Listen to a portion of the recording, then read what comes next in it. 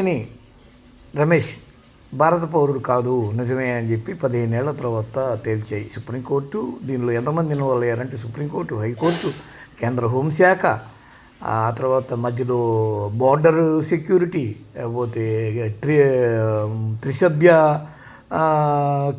Committee, 3 men committee. నాయన ఇంతమంది involve అయ్యి ఫైనల్గా ఇతను చేసినవి చూపించినవన్నీ తప్పుడు ఆధారాలని చెప్పి పేర్కొని ఇది కోర్టును కూడా తప్పుదోవ పట్టించడమే అని చెప్పి తేల్చారు.